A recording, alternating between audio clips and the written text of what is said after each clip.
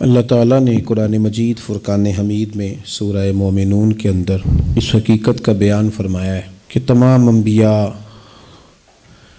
ایک ہی پیغام لے کے دنیا میں آئے، وہ پیغام توحید ہے۔ یہ امتیں ساری ایک ہی نہج پر انہیں پیغام دین دیا گیا، اور رب فرماتا ہے میں ہی تمہارا رب ہوں، مجھی سے تم نے ڈرنا ہے۔ لیکن پھر اس طرح ہوا کہ لوگوں نے نا دین میں تقسیم شروع کی، مختلف ہیلے بہانے کر کے لوگوں نے مختلف قسم کی گروہ بندیاں کی۔ بعض جگہ پہ اصولی اختلاف تو ہو جاتا ہے، عقائد کے معاملات ہو جاتے ہیں، وہاں بہرحال حق ہوتا ہے اور باطل ہوتا ہے، لیکن فروعی معاملات کے اندر بھی لوگ جہاں رائے کی گنجائش بنتی ہے وہاں بھی کسی گنجائش کو سننے کو اور قبول کرنے کو تیار نہیں ہوتے۔ اللہ تعالیٰ نے انسان کی اس عادت کو اس طرح بیان کیا کہ کل حزب بما لدیہم فرحون، ہر گروہ اسی پر نازاں ہے، اسی پر خوش ہے جو اس کے پاس موجود ہے۔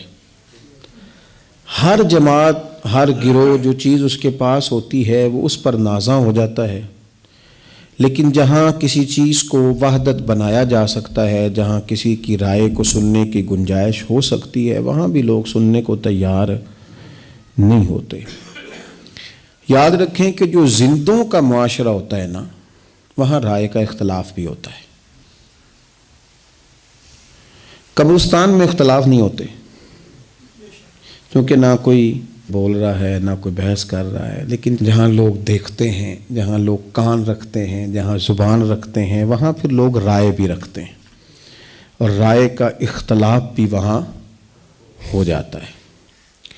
ہم یہ کرتے ہیں کہ فروعی مسائل میں جہاں دین گنجائش دیتا ہے وہاں بھی کسی مخالف کی رائے سننے کو تیار نہیں ہوتے، حالانکہ ہمارے بزرگوں کے ہاں عقائد تو مسلمہ رہے، اللہ کی ذات کے بارے میں، رسول اللہ کی عظمت کے بارے میں صلی اللہ تعالی علیہ وسلم، وہاں تو اصول میں تو عقائد میں تو وہ لوگ بڑے پختہ رہے، لیکن جہاں فروعی معاملات ہوئے کہ ہم نے آمین کہنا ہے نہیں کہنا ہے، ہم نے رفع الیدین کرنا ہے نہیں کرنا ہے، جہاں فروع کی بات آئی وہاں ہمارے آئمہ میں اختلاف رائے ہوا، امام شافعی کا امام مالک سے، امام احمد بن حنبل کا امام اعظم سے، لیکن ہم صرف امام اعظم کے مقلد ہیں، اس کے باوجود کہتے ہیں امام احمد بن حنبل رحمۃ اللہ علیہ، اس کے باوجود کہتے ہیں امام شافعی رحمۃ اللہ علیہ، امام مالک رحمۃ اللہ علیہ، اور ہر جگہ اس خوبصورتی کے ساتھ ان بزرگوں کے نام لیے جاتے ہیں، تعریف کی جاتی ہے، ان کی جو خیر کی باتیں ہیں وہ بیان کی جاتی ہیں، ان کی زندگی سے، ان کے احوال سے، اقوال سے جو فیض ہمیں ملتا ہے وہ حاصل کیا جاتا ہے۔ لیکن نسل نو میں ہم یہ دیکھتے ہیں کہ رائے کے اختلاف کی گنجائش ہی باقی نہیں رہی۔ کسی بندے نے کسی شخص سے کوئی تھوڑا بہت اگر کہیں اختلاف کر لیا تو مخالفت بن جاتی ہے۔ وہ کہتا ہے کہ جو میں سمجھتا ہوں، جو میں جانتا ہوں، جو میری جماعت نے فیصلہ کیا ہے، جو میرے گروہ کا کہنا ہے 100% وہی حق ہے، حالانکہ یہ ٹھیک نہیں۔ آپ اگر سننے کی طاقت رکھتے ہیں تو پھر کسی اور کو بھی سنیں، اگر آپ بولنے کی طاقت رکھتے ہیں تو پھر آپ رائے کا اظہار بھی کریں، اور اس سے زیادہ پریشان نہ ہو۔ ہمارے ہاں ایک بہت بڑا گروپ ہے جو دین پر عمل نہ کرنے کا یہ بہانہ بناتا ہے کہ مولوی لڑتے بڑا ہیں تو کس دین پہ عمل کریں۔ تو میں اکثر ان سے کہتا ہوں کس مولوی نے کہا ہے کہ فجر کے فرض 3 ہیں یا 4 ہیں؟ کہا ہے کبھی کسی نے؟ کتنے ہیں؟ سارے کتنے بتاتے ہیں؟ تو پڑھتے کیوں نہیں؟ کام تو یہ ہے کہ پڑھیں۔ ظہر کے کتنے فرض ہیں؟ 4۔ سارے کتنے بتاتے ہیں؟ 4۔ تو کام تو اس سے ہے کہ پڑھیں۔ کسی مولوی نے معاذ اللہ کبھی کہا ہو جھوٹ بولو، فراڈ کرو، جوا کھیلو، شراب پیو، سود کھاؤ، معاذ اللہ کہا ہے کبھی کسی نے؟ تو پھر ان کاموں سے بچنا چاہیے نا۔ سب مولوی کہتے ہیں نا والدین کی فرما برداری کرو، پڑوسیوں کا حق ادا کرو، جائز کمائی کھاؤ، تو اس پہ عمل کرو۔ ہم تو بہانے بازی کر رہے ہیں، بہانہ بنا کے جان چھڑا رہے ہیں۔ اور بھائی مسلمات میں کب کسی بندے نے کوئی رائے اس سے اختلاف والی دی ہے؟ صرف یہ کہ عمل نہیں کرنا چاہ رہے۔ رائے کا اختلاف ہو جاتا ہے، یہ نہیں ہے کہ ساری باتیں آپ میں حق ہیں، آپ کے سامنے والے میں بھی کچھ چیز ٹھیک ہو سکتی ہے، اور جس میں جو چیز ٹھیک ہو۔ ہمارا یہ حال ہو گیا کہ ہماری چونکہ مخالفت ہوتی ہے تو ہم کسی کی کسی خوبی کو بھی قبول نہیں کرتے۔ مجھے کسی نے آ کے بتا دیا فلانا بندہ تیرا مخالف ہے تو میں سمجھتا ہوں وہ کبھی دوست بن ہی نہیں سکتا، یہ بات درست نہیں۔ آپ تھوڑا غور کریں، حضرت عمر فاروق رضی اللہ تعالیٰ عنہ کی لونڈی نے کلمہ پڑھا ہے، جناب عمر نے بڑا مارا ہے۔ حضرت عمر کے ہاتھ میں تلوار ہے، وہ مکے میں گھوم رہے ہیں کہ معاذ اللہ حضور کو شہید کروں گا، تو یہ ساری خبر حضور کو بھی تو ہے نا، کتنی سخت دشمنی کر رہے ہیں حضرت عمر، یہ حضور کو خبر ہے۔ لیکن رسول پاک علیہ السلام ہاتھ اٹھا کے دعا مانگتے ہیں، اے اللہ عمر کو اسلام کی توفیق عطا فرما دے، کیونکہ عمر رسول پسند ہیں، عمر دلیر ہیں، عمر عادل ہیں۔ یہ بندہ اگرچہ آج دشمنی پہ کھڑا ہے لیکن اس کے اندر جو خوبیاں ہیں اس کا انکار کیا جا سکتا نہیں، تو حضور نے دعا فرمائی تو رب نے دعا قبول بھی فرمائی۔ پھر حضرت عمر کی بات، حضرت عمر فاروق گھر سے تو تلوار لے کے نکلے تھے، انہوں نے بڑے بڑے چونکوں میں اعلان کیے تھے کہ میں معاذ اللہ حضور کو شہید کروں گا، لیکن جب حق ان کے پاس آ گیا نا، انہوں نے اپنی بہن سے قرآن سن لیا، پھر انہوں نے یہ نہیں کہا کہ اتنا بڑا سردار ہوں اور فلانے چوک میں کہہ کے بھی آیا ہوں میں شہید کرنے جا رہا ہوں تو اب لوگ مجھے کیا کہیں گے، یہ نہیں کہا انہوں نے۔ وہ حق پرست تھے، انہیں سمجھ آ گئی کہ اب میرا ضمیر جاگا ہے تو میں نے یہ نہیں کرنا کہ اب لوگ کیا کہیں گے، لوگ جو کہتے ہیں کہتے رہیں، میں نے وہ قبول کرنا ہے جس کو میرا دل، میرا روح اور میری ضمیر قبول کر گیا ہے۔ اب میں کلمہ پڑھوں گا رسول کریم علیہ السلام کا۔ اس کا مطلب یہ ہے کہ آپ کے مخالف میں کوئی خوبی ہوگی تو آپ تسلیم ہی نہیں کریں گے۔ ہمیں حکم ہے کہ یہودیوں سے دوستی نہیں کرنی، ان کے ساتھ قربت کا تعلق نہیں بنانا، ان کی جو رسوائی قرآن پاک نے بیان کی اور ان کی جتنی چیزیں قرآن نے جس انداز میں ڈسکس کی اور کس نہج پر ان کی خرابیاں اور شرارتیں چلی گئی قرآن نے بیان کیا، لیکن سیرت کا ایک انوکھا انداز بھی ہے بات سمجھانے کا، وہ بھی آپ سمجھیں، وہ بھی آپ سمجھیں۔ ہمیں ان سے لیک سلیک بڑھانے کو نہیں کہا گیا، ان کی اس غلط کاریوں کی بنیاد پر ہمیں ان کے حق میں دل نرم کرنے کو نہیں کہا گیا۔ لیکن آپ یہ غور کریں کہ حضور سید عالم علیہ السلام جب مدینہ طیبہ آئے تو دیکھا کہ یہودی 10 محرم کا روزہ رکھتے ہیں۔ حضور نے پوچھا تم 10 کا روزہ کیوں رکھتے ہو؟ کہنے لگے اس لیے کہ اللہ تعالیٰ نے اسی دن حضرت موسیٰ علیہ السلام فرعون سے نجات دی تھی قوم کو، اور حضرت موسیٰ کلیم کو اللہ تعالیٰ نے عظمت عطا کی تھی، تو لہٰذا ہم اس شکرانے میں کہ فرعون بدبخت سے ہماری جان چھوٹ گئی ہم روزہ رکھتے ہیں۔ حضور نے کیا فرمایا؟ فرمایا ہمارا زیادہ حق ہے حضرت موسیٰ سے پیار کرنے کا، ہمارا حق زیادہ ہے، لہٰذا آج کے بعد مسلمان بھی روزہ رکھا کریں گے۔ اب اگر کوئی بندہ کام ٹھیک کر رہا ہے،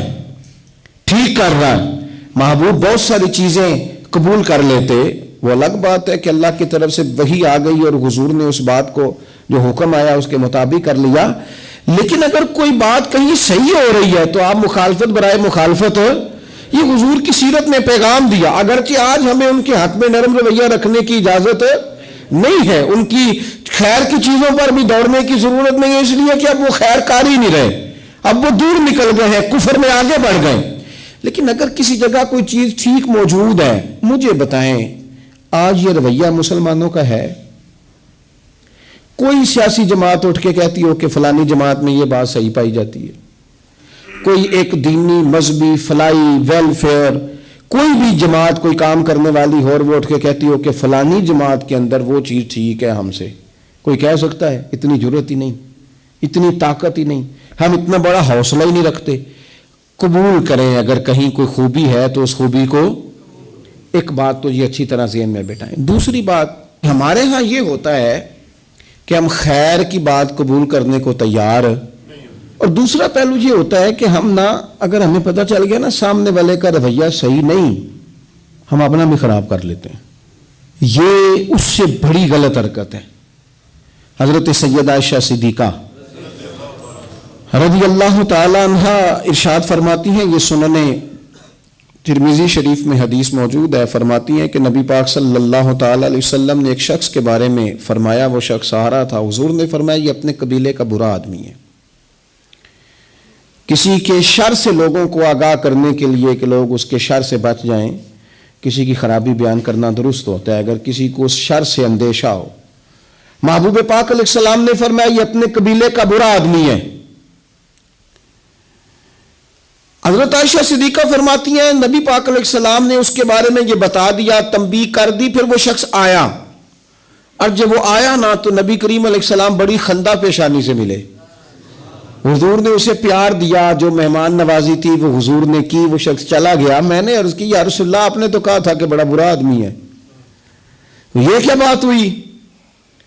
تو نبی پاک صلی اللہ تعالی علیہ وسلم نے فرمایا عائشہ، لوگوں میں سب سے برا وہ شخص ہے جس کی بد کلامی سے بچنے ہوئے لوگ اس سے میل جول ختم کر دیں۔ معنی کیا ہے بات کا؟ معنی یہ ہے کہ وہ جو ہے وہ تو ہے، لیکن ہم نے جو کیا ہے ہم نے تو اپنے اخلاق کے مطابق کیا ہے نا۔ اب کسی کو دیکھتے ہوئے ہم اپنا انداز بدل جائیں، ایک بندہ ٹھیک نہیں تو ہم اس رنگ میں ہو جائیں جس طرح کا وہ ہے۔ امام احمد بن حنبل رحمۃ اللہ علیہ وضو کر رہے تھے تو بچھو دیکھا گرنے لگا ہے دریا میں، تو آپ نے اسے اٹھایا بچھو کو، تو اس نے ڈنگ مارا، پھر آپ نے اس کو رکھا باہر تو وہ پھر نیچے گرنے لگا، بھیگ گیا تھا، پھر نکالا، پھر وہ گرا، 7 دفعہ نکالا، اس نے 7 ڈنگ مارے، سارا زخمی ہو گیا۔ دیکھنے والے نے کہا حضور دفعہ بھی کریں، آپ اٹھاتے ہیں وہ ڈنگ مارتا ہے۔ آپ فرمانے لگے وہ بری عادت پہ ڈٹ گیا ہے، میں اچھی عادت کیسے چھوڑ دوں؟ وہ بری عادت پہ ڈٹ گیا، ڈنگ نہیں چھوڑ رہا، تو میری عادت بچانے کی ہے، میں اچھی چھوڑ دوں؟ ہم نے یہ کیا کہ لوگوں کی بری عادتوں کو بدلنے کی بجائے ہم نے بھی اس طرح کا ہونا شروع کر دیا۔ یہ انداز ٹھیک نہیں ہے، ہم اپنا رویہ نہیں بدل سکتے، کوئی کیسا بھی ہو۔ اور آپ یاد رکھیں، آپ نیکی میں استقامت اختیار کر جائیں، اللہ توفیق دے گا، کئی بندے آپ کو دیکھ کے نیکی کی طرف لوٹ آئیں گے۔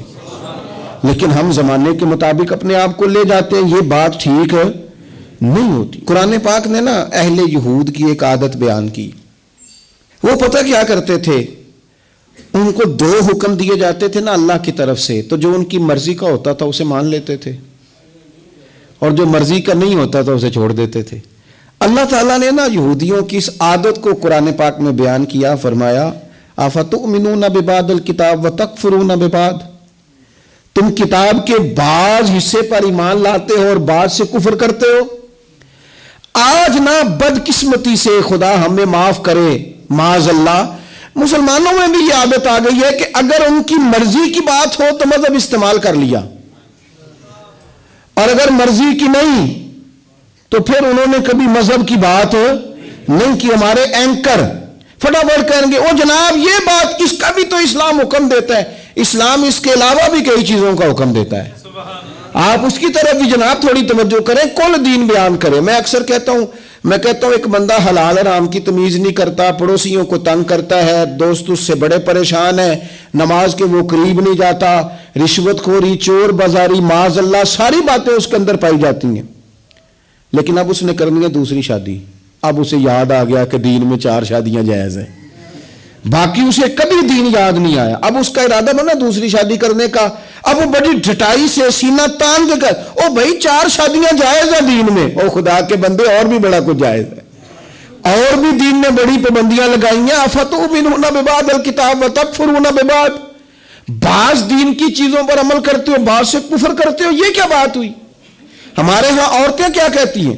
وہ کہتی ہیں میں نے فلانے مولانا صاحب سے سنا ہے عورت پر ضروری نہیں ساس کو روٹی پکا کے دے، عورت پر ضروری نہیں سسر کی خدمت کرے، کہاں لکھا ہے بتائیں؟ تو میں نے کہا چلو جو لکھا ہے اس پر ہی عمل کر لو۔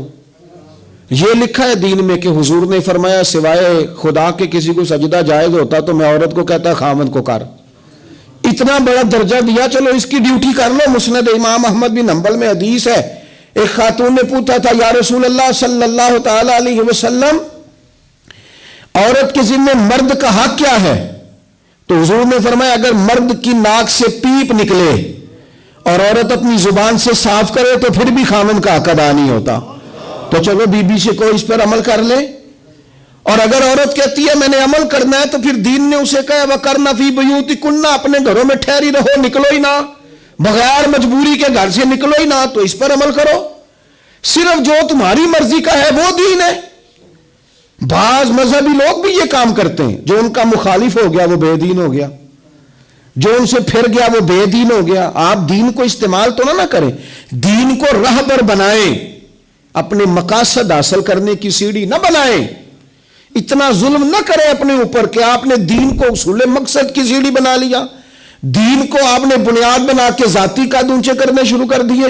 دیکھو میرے حضرت صاحب رحمت اللہ علیہ، سیدنا تاج الشریعہ رحمت اللہ علیہ کی خدمت میں نا ایک صاحب آیا کرتے تھے، پھر وہ آنا چھوڑ گئے. تو کسی شخص نے کہا وہ گمراہ ہو جائے گا یہاں نہیں آتا. تو حضرت صاحب فرمانے لگے خبردار، کیوں گمراہ ہو جائے گا؟ ہم کوئی معیار ہدایت ہیں؟ دعا کرو جہاں بھی رہے اللہ اسے دین پہ قائم رکھے. آپ اس چکر میں نہ پڑے، ان تعصبات کا شکار نہ ہو. آپ تھوڑا سا مہربانی کریں، دین سارا ہے تو سارے دین پر ہی عمل کریں. اپنی مرضی کا لے لیا اور باقی چھوڑ دیا، یہ تو بات ٹھیک ہے ہی نہیں. اللہ ہمیں سمجھ عطا فرمائے، اللہ ہمیں کل دین پر عمل کرنے کی توفیق عطا فرمائے. تو میں جو بات عرض کر رہا ہوں کہ رائے کا اختلاف اگر کسی جگہ ہو جاتا ہے تو پھر ہمارا کام یہ بنتا ہے کہ ہم تھوڑا سا نا موقع دیں اور ہم ذرا چیزوں کو سمجھیں.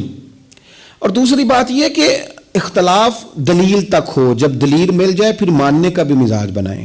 آپ نے کہا تھا میں پریشان ہوں، میں فلاں بات میں الجھ گیا ہوں، اور جب آپ کو کلیئر کیا گیا تو پھر آپ کو چاہیے کہ آپ کھلے دل سے تسلیم بھی کریں. بڑے بڑے بزرگ رجوع کر لیتے ہیں اپنی بات سے، بڑے بڑے علماء، لیکن شرط یہ ہے کہ پیچھے علم بنیاد ہو. امام شافعی رحمت اللہ علیہ فرمایا کرتے تھے جب میری علماء سے کبھی بحث ہوئی ہے تو کبھی وہ عالم جیت گئے، کبھی میں جیت گیا، لیکن جب جاہلوں سے بحث ہوئی ہے نا ہمیشہ جاہل ہی جیتے ہیں. فرماتے تھے پھر نہیں میں جیت سکا چونکہ سامنے جاہل تھا. آپ کو جب حق آ گیا، آپ نے جو دلیل چاہی تھی، جو آپ کنفیوز تھے جہاں، جب آپ کی وہ بات دور کر دی گئی پھر آپ کو کلیئر بھی تو ہونا چاہیے کہ نہیں. دیکھیں حضرت عمر فاروق رضی اللہ تعالیٰ عنہ مسجد شریف میں خطبہ جمعہ دینے لگے تو آپ نے کہا بھائی میری بات سنو اور پھر میری فرما برداری کرو، میں تمہارا امیر ہوں، اطاعت کرو میری بات کی. ایک بدو کھڑا ہو گیا، اس نے کہا نہ سنیں گے نہ اطاعت کریں گے. معاذ اللہ. کیوں جی؟ کہنے لگا میرے دماغ میں ایک کنفیوژن آ گئی، آپ میری وہ دور کر دیں. آپ نے فرمایا تم کیسے کنفیوز ہو گیا؟ وہ کہنے لگا حضرت جی کل پرسوں جب چادریں بٹی تھیں تو آپ کو ایک چادر ملی تھی اور آپ نے یہ جو جبہ پہنا ہوا ہے، یہ جو کرتا آپ نے پہنا ہے، آپ کا قد بھی لمبا ہے، ایک چادر سے باندھ نہیں سکتا تھا. اس کا مطلب ہے آپ نے ڈبل لی. تو میری آپ یہ بات ٹھیک کر دیں، میں سنوں گا ابھی اطاعت بھی کروں گا. حضرت عمر فرمانے لگے یہ میں نہیں بتاتا، یہ میرا پتر بتائے گا، یہ میرا بیٹا بتائے گا. حضرت عبداللہ ابن عمر کھڑے ہوئے کہنے لگے 2 چادریں ملی تھی ہم باپ بیٹے کو، میں نے اپنی بھی اپنے ابا جی کو دے دی. تو ان سے پھر ان کا نا وہ پیروں تک پہنتے تھے عرب کے لوگ کرتا جبہ، تو کہا وہ جناب ان 2 چادروں سے حضرت عمر کا وہ جبہ بنا. اب دلیل مل گئی نا. اب اس نے لے تو لالا نہیں کہا، اگر مگر نہیں کیا، فوراً کہنے لگے اے عمر خدا پہ رحم کرے، آپ کہیے میں سنوں گا بھی اور فرما برداری بھی کروں گا. اور رو کے کہا، انہوں نے رو کے کہا، مان گئے. بس جب دلیل مل گئی تو پھر مان گئے. خدا را جب دلیل ملے تو پھر ماننے کا بھی مزاج بنائے. لیکن ہمارا ماننے کا مزاج نہیں، ہم ہار جاتے ہیں.